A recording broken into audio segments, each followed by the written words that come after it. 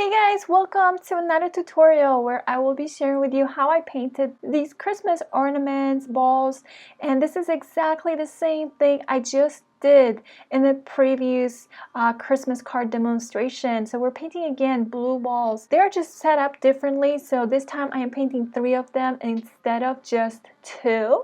So this is out of my head, and I had one reference photo which was just that one main ball, Christmas ball ornament, and from then on I just kept going. But basically the idea is the same. You wet each ball, but you want to paint them separately.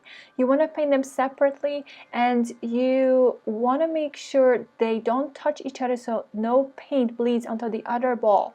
And this is our reference photo. It's again the same reference photo as in the previous card. I just needed an overall idea to show you what I was using as my reference.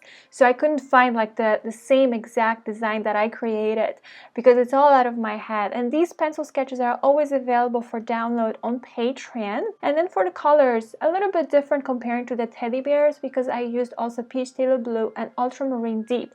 Those 2 colors are the main colors for the balls, but also to darken them up I used indigo. Neutral tint was just to create that top part, the golden part of the ornament, and some of that Van Dyke brown yellow ochre to kind of resemble the gold, although I will be adding later gold ink. For the brushes, you want a little larger brush in a way, so around 6, something like that, to spread the waters to wet the ball, and then a smaller brush for more control to spread the paint. And then the smallest brush I used was the round 1 Barocco series by Skoda, and I really wanted to go along the circle to make sure it's all nice and round. So don't rush too much because you want that circle to be nice and round. And for the watercolor paper, I used Arches pad again, which is Arches / Canson paper 5x7, but I recommend just to use regular Arches sheets, and remember to paint on the smoother side because whenever I paint on their sheets, there's always a logo on the smoother side, so I know it's the right side. And then this is the screenshot of my palette, working palette, so you know exactly what colors are placed where on my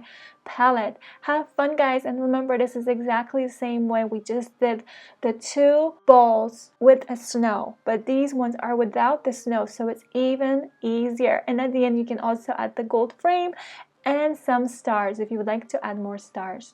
Thank you so much, guys, and Merry Christmas.